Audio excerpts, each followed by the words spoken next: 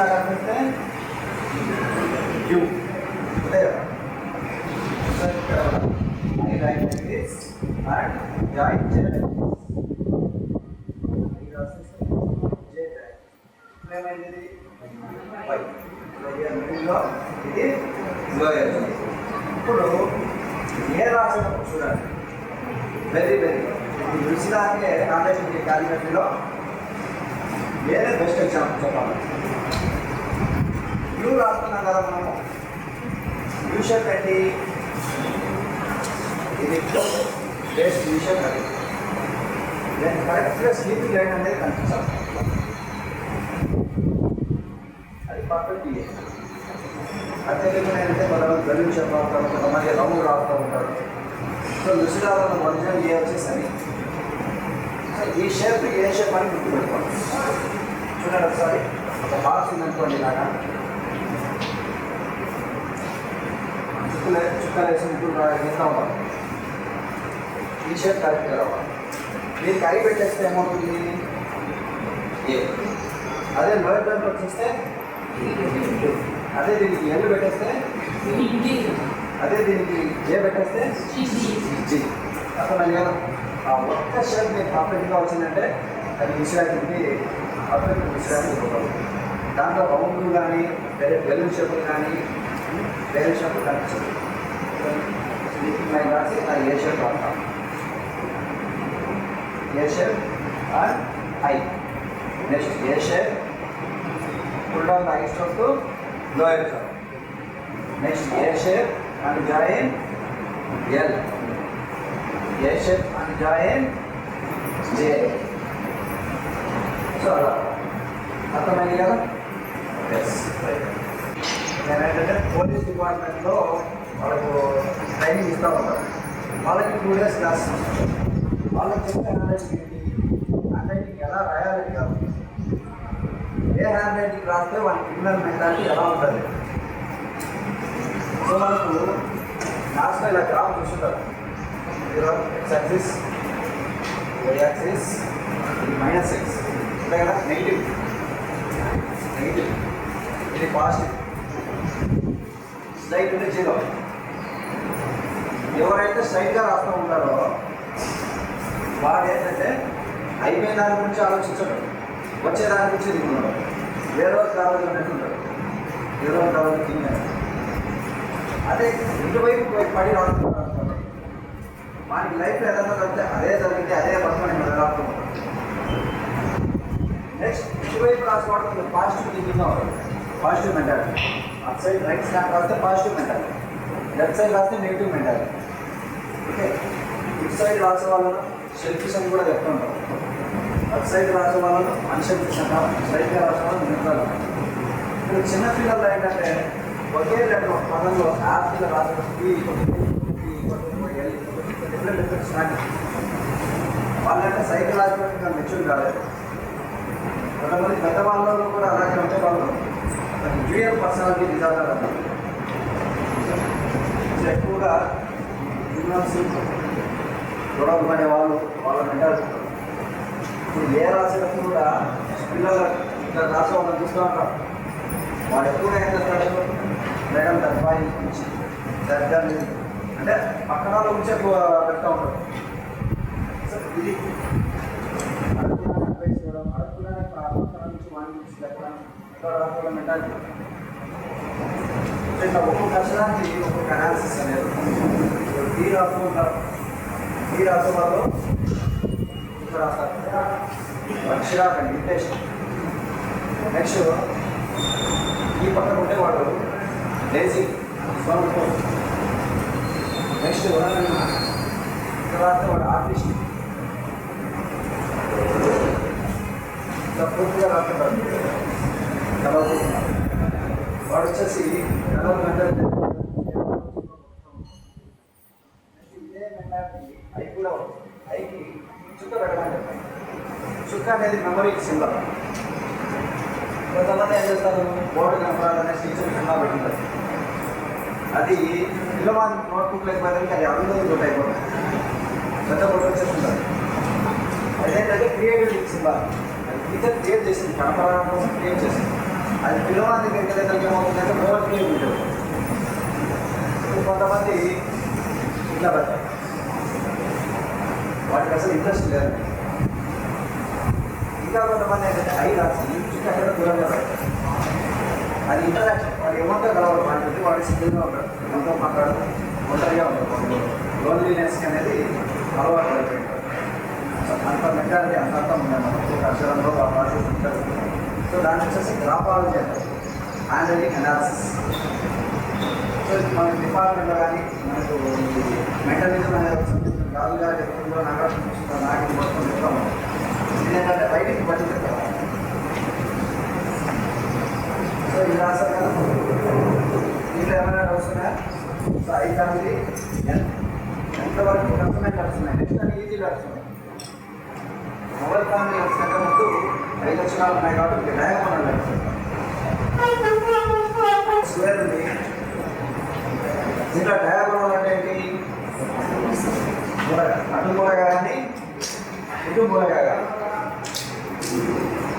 So మీకు X రాసేటప్పుడు ఇలా మనసు, కాకపోతే దీన్ని ఒరిజినల్ ఎక్స్ వచ్చేసి రివర్స్.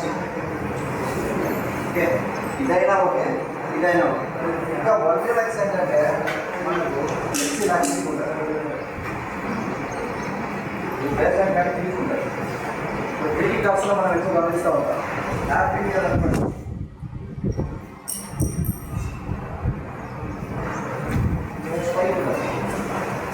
డెకరేటివ్ డైరెక్ట్ అన్నమాట. ఇది మనం ఇలా రాయడం మొదలు పెట్టామంటే ఆ పిల్లవాడి దగ్గరికి వెళ్ళాలంటే ఏమవుతుంది, మనం కొంచెం లైన్ తీస్తే వాడు వచ్చేసి కింద లైన్ వరకు లాక్కుంటా పోతారు. కాబట్టి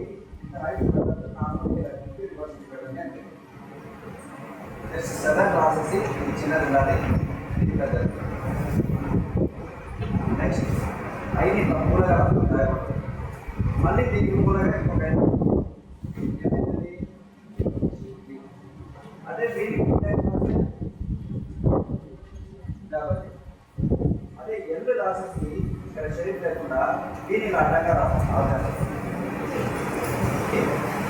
so X Z B W diagonal letters are X family letters.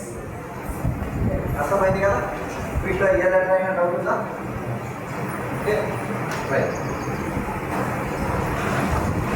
So like open shape class X shape తప్పిందంటే అదే ఈ ఓపెన్ రాసినప్పుడు మధ్యలో గ్యాప్ పెట్టామనుకోండి కదా, ఏమైంది ఇది చిన్నది ఉండాలి,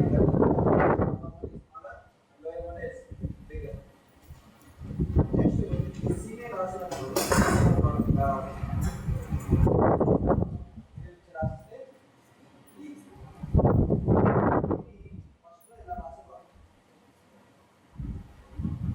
రాస్తే ఫాలో అవుతున్నారు. ఇది ఏమంటే 2 స్ట్రోక్స్, స్ట్రోక్స్ ఎక్కువ అయిపోతే ఏమంటే స్లో అవుతుంది.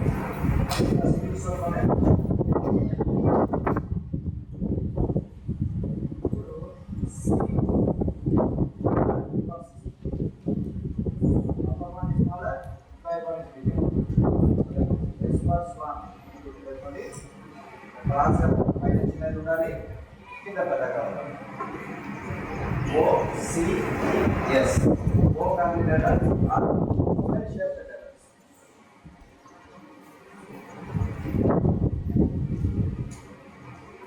సో ఇంతవరకు మనం నేర్చుకున్నది డిఫరెన్షియేషన్. ఏ ఫ్యామిలీకి ఆ ఫ్యామిలీ డిఫరెంట్. ఓకే, సో ఇలా ప్రాక్టీస్ చేయడం వల్ల ఏమంటే మనకు డిఫరెన్స్ అనేది తెలుస్తుంది. ఏ అక్షరం ఎలా అవుతుంది. ఫస్ట్ స్టెప్ మనం కంప్లీట్ చేస్తాం, డిఫరెన్షియేషన్. ఏ లెటర్ ఆ లెటర్కి అదే ప్రత్యేకంగా ఉంది according to their formation and according to their syntax with practice. ఇప్పుడు మనం మామూలుగా రాస్తాం. ఇంతవరకు మనం ఏ లైన్స్లో రాస్తాం? 4 లైన్స్ రాస్తాం. ఇప్పుడు ఒక లైన్ తీసేస్తాం, ఎందుకంటే మనకు ఏదైనా మన పిల్లవాళ్ళకి ఏదైనా కొత్తగా సైకిల్ పంపించామనుకోండి, దానికి ఎన్ని పీస్ ఉంటాయి? 4 లైన్. దానికి అడ్వైజ్ ఉంటుంది. వాడు కొద్దిగా బ్యాలెన్స్ అవగానే అటు సైడ్ ఇది తీసేస్తాం, కొద్దిగా ఉంటారో అటు సైడ్. అలాగే అలవాటు కావాలని ఫస్ట్ 4 లైన్, మళ్ళీ కింద లైన్ తీసేస్తాం, మళ్ళీ నెక్స్ట్ వచ్చేసి 5 లైన్ పెట్టుకోవచ్చు. చూడండి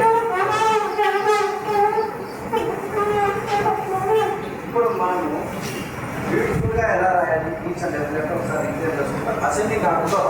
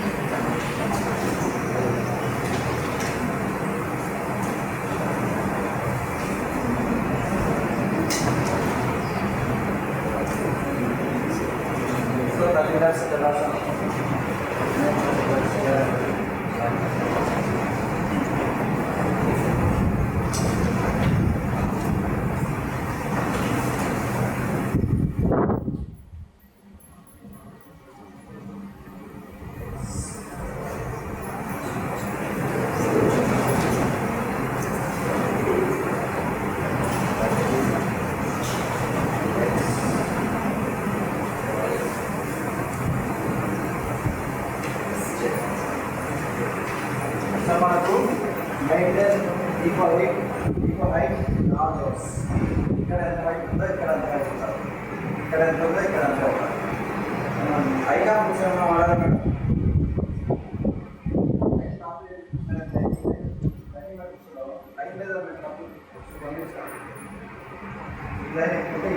ఎలా వచ్చింది పర్ఫార్మెన్స్ ఇవి అన్ని తెలుగు హిందీ. పిల్లలు కూడా బయట ఫోన్లు కొనుక్కోమంటే ఒక్కొక్కరు నుంచి తెలుసుకుంటారు. మళ్ళీ ఇంత సమానంగా ఉండదు. వచ్చేసి స్పీడ్ రాయాలి. సో మిస్టేక్స్ ఎక్కడ పోతాయి? మన జోన్స్ అనేవి డిఫరెన్షియేషన్ లేకుండా రాయడం.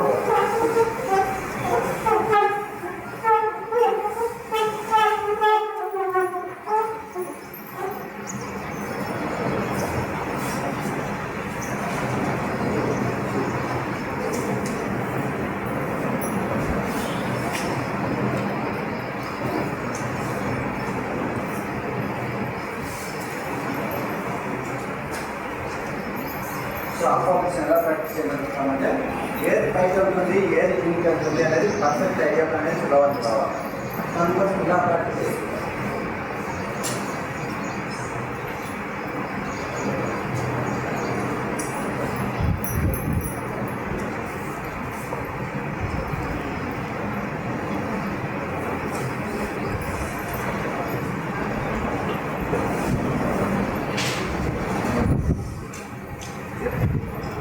సో ఈ లైన్ అంతా ఏంటి మొత్తం అంటే డెవలప్లో నిజంగా డెవలప్ అవుతాం. లైఫ్ నెక్స్ట్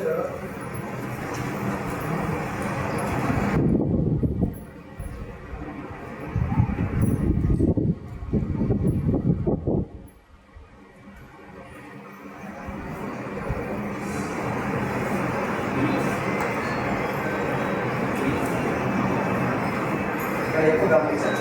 పైకి వెళ్తుంది కిందికి వెళ్తుంది కదా. అప్పటి నుంచి ఇక్కడే రావుతుంది.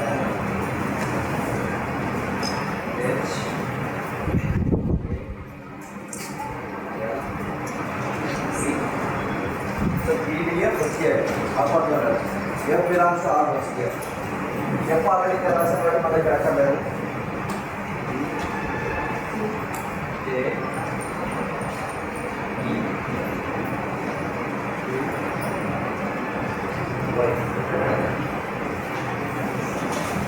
सभी तो मिडिल जोन अपर जोन लोअर जोन टाइपराइटिंग होता है फ्रंट और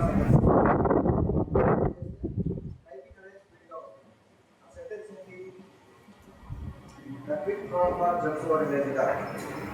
అదే మన కంప్యూటర్లో కూడా ఉంటుంది. ఏ పార్ట్ అనేది చెక్ చేయాలంటే అది టైప్ చేసేస్తే మనకి ఏ రోజు ఎలా వస్తుంది అనేసి ఐడియా అవుతుంది. పార్ట్ 5లో ఫస్ట్ అదే సెంటెన్స్ పెట్టుకోండి. ట్రాఫిక్ ప్రాబ్లం జరుగుతుంది లేదు కదా. చిన్న టేబుల్ ప్లాన్ వచ్చినాం. సో అదేంటంటే సో ఇప్పుడు క్యాపిటల్ లెటర్స్ చూస్తాం. డయాగ్రామ్ ఉంది, ఆ తర్వాత రాదాము. క్యాపిటల్ లెటర్స్ చూస్తాం. క్యాపిటల్ లెటర్లో మనకు ఒక చిన్న అడ్జస్ట్మెంట్ ఉంది. ఎందుకంటే మనము పిల్లవాడిని వాళ్ళ పేరెంట్ని అవతల వాళ్ళు సాటిస్ఫై చేయడం కోసం క్యాపిటల్స్ రాస్తాం. రైటింగ్ నీట్గా మిగతా అంతా రుచిగా రాసినా కూడా క్యాపిటల్ లెటర్స్లో వచ్చేసి కొంచెం కన్వీనియన్స్గా ఉండేదానికి ట్రై చేయాలన్నమాట. అందుకు కొన్ని చిన్న చిన్న సర్దుబాట్లు అనేవి మనం చేసుకోవచ్చు. ఫర్ ఎగ్జాంపుల్ కర్సివ్ రైటింగ్ ఉంది. కొన్ని స్కూళ్ళలో కర్సివ్ రైటింగ్ చెప్తారు. సిబిఎస్ఈ కానీ సెంట్రల్ కొన్ని ఇంటర్నేషనల్ స్కూల్స్ కానీ కర్సివ్ రైటింగ్ ఉంది. వాటిలో యాపిల్ అంటే ఎలా రాయాలి?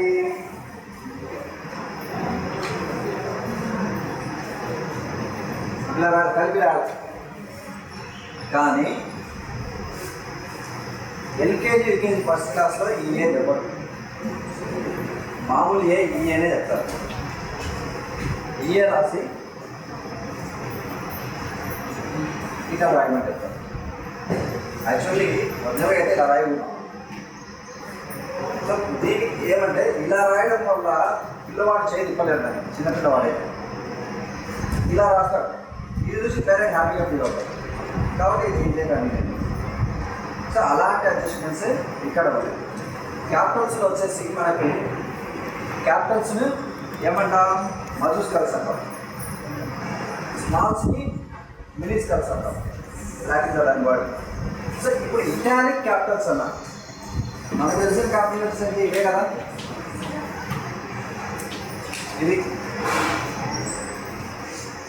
ఇవి ఇటాలిక్ ఎప్పుడు అవుతాయి?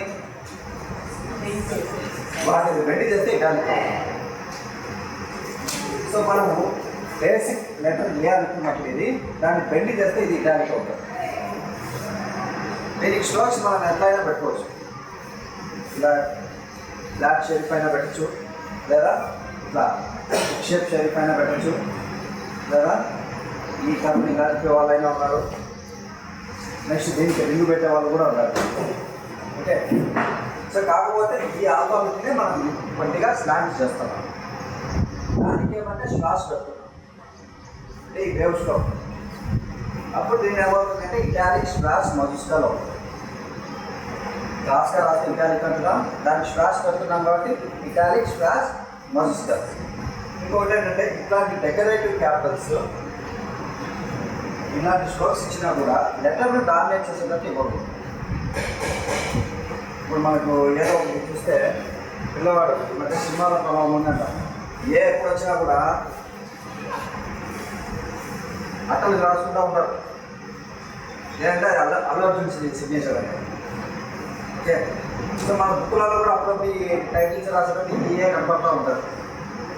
సో ఇటువంటివి కానీ ఇలా డెకరేటివ్ కానీ ఏదన్నా ఫార్మల్గా రాయడానికి నాకు అప్లికబుల్ అన్నమాట. అప్లికేషన్ ఫామ్స్ కానీ అప్లికేషన్ ఫామ్స్లో పేపర్ పైన ఫిల్ విత్ బ్లాక్ లెటర్స్. కొంతమంది నేర్పించామనేసి కర్సివ్ రైటింగ్ని అటెండెన్స్ లిస్టులో కూడా రాస్తూ ఉంటారు. రికార్డేషన్లో కూడా కూర్చోబెట్టినప్పుడు అడ్మిషన్ రికార్డులు, టీసీలు, నెక్స్ట్ అటెండెన్స్ లిస్టులో ఈ కర్సివ్లో కానీ స్టైల్గా రాస్తూ ఉంటారు. కాకపోతే స్టైల్గా రాస్తే చదవదు. Okay. So they should write in formal simplicity handwriting. కోర్టుకు సంబంధించిన ఏదైనా డాక్యుమెంట్స్ కానీ లాయర్స్ కూడా కొంతమంది వస్తుంటారు. సో వాళ్ళ రైటింగ్ మామూలుగా ఉంటుంది. కానీ కోర్టుకు రాసేది ఇంకా రెండు బుక్స్ వస్తాయి కట్ చేసుకునేది. ఆ దాంట్లో రాసేది మాత్రం స్మాల్ ప్రింట్ స్లిప్ లెటర్స్ రాస్తారు. సో దానికోసం అదే పని నేర్చుకోవడానికి లాయర్స్ వస్తుంది. సో కాబట్టి ఏ రైటింగ్ ఎక్కడ రాయాలి? మామూలు విసిరా స్మాల్స్ ఓకే, ఎగ్జామ్ ఒకటి ఇక్కడ ఓకే. క్యాపిటల్స్ రాసేటప్పుడు మాత్రం మామూలుగా రాయండి, కానీ ఎక్కువ రింగులు తిప్పద్దండి. ఇప్పుడు మనం ఏ ఒక డెకరేటివ్గా ఉంది ఇలా రాస్తా ఉంటాం. ఇంకా పిల్లల దగ్గరికి పోయేదానికి అది ఇట్లా పోతుంది. వాళ్ళ దగ్గర పోయేదానికి ఎక్కడ నడుచుకొని తిరుగుతుంది. అది ఏ అయింది తెలియదు, లేదా పెద్దల మీద ఏదైనా ఒడియాలకపోతే ఇష్టం తిప్పుతున్నట్టు చూడండి అలాగే. సో అక్షరాన్ని కన్ఫ్యూజ్ అయ్యేటట్టు రాయొచ్చు. సో క్యాపిటల్ లెటర్స్ ఎప్పుడు వస్తుంది? At the beginning of sentence. Next nouns, peoples కానీ ప్లేసెస్ కానీ నేమ్స్ ఫస్ట్ లెటర్ వస్తుంది. సో అటువంటి చోట క్యాపిటల్స్ వాడతాం. నెక్స్ట్ అబ్రివేషన్స్ వస్తుంటాయి. సోషల్ మీడియాస్లో ఎన్ఎస్ఎఫ్ అనేసి అటువంటి చోట ఇవి అసలు వాడదు. అప్లికేషన్ ఫామ్స్కి అబ్రివేషన్స్కి ఈ క్యాపిటల్స్ నాట్ అలౌడ్. సో ఫార్మల్గా రాయమన్నా కాబట్టి జస్ట్ ఎక్కడైనా ఏదైనా హెడ్డింగ్ పెట్టడం కోసం లేదా హైలైట్ చేయడం కోసం మాత్రమే ఈ శ్వాస అనేది వాడు. సో మీకు అక్కడ ఇటాలిక్ శ్వాస క్యాపిటల్స్ ఇచ్చాను. పెద్ద పిల్లలు అయితే లెఫ్ట్ టు రైట్, మరి చిన్నపిల్లలు అయితే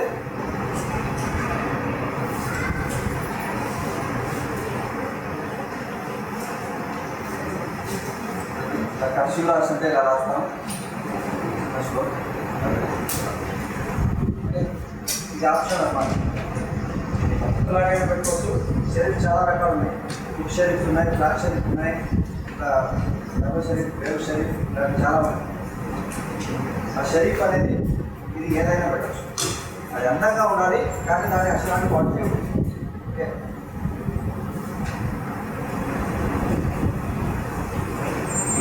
పైన చిన్నది ఉండాలి, కింద పెద్దది ఉండాలి.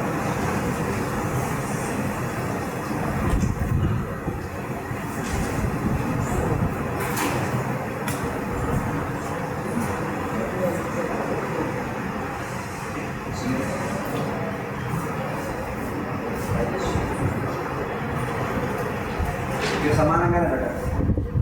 అది గ్రీటింగ్ కాకుండా పైకి వెళ్ళామంటే మన పిల్లోడు ఇంకా పైకి లాగేస్తాడు.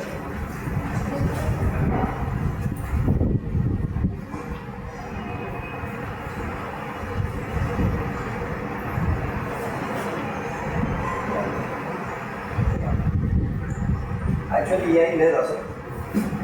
డ్రాయింగ్ కోర్స్ కానీ ఫైన్ ఆర్ట్స్ కోర్స్ కానీ అంటే ఇంగ్లీష్ ఆల్ఫాబెట్స్లో ఈ ఐ లేదు. మనకి ఇండియా టీషర్ట్ చూడండి ఎలా ఉంటుంది. ఐ అంటే ఇదే ఉంటుంది, ఇలా ఉంటుంది. ఈ ఐ లేదు. దీనికి ఫ్లాట్ రేషన్ ఎందుకు పెడతారంటే ఆ పిల్లవాళ్ళ దగ్గరికి వెళ్ళేదానికి అది ఐ అనేది తెలియదు, ఎల్ అనేది తెలియదు.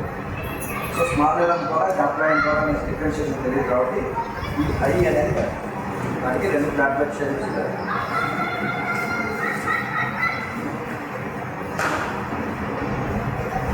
ఏమి కూడా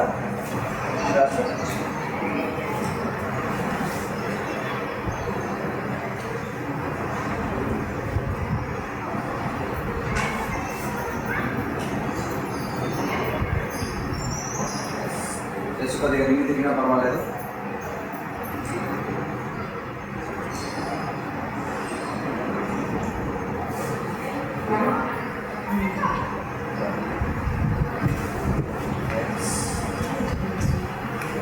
వైని రెండు రకాలుగా రాయచ్చు. ఇదైనా రాయచ్చు, లేదా యూలో రాస్తాం కదా, ఇదైనా.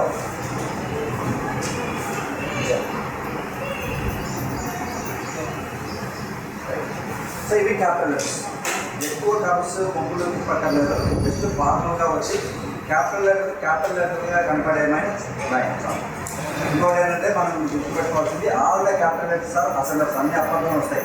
లెటర్ మామూలు లెటర్ కంటే డబల్ సైజ్ వస్తుంది. ఇక్కడ ఇది ఇంతమందికైనా రాయొచ్చు. ఇక్కడ వరకు రాసి దీన్ని షరీఫ్ పెట్టి ఏం చేసేవాళ్ళు కూడా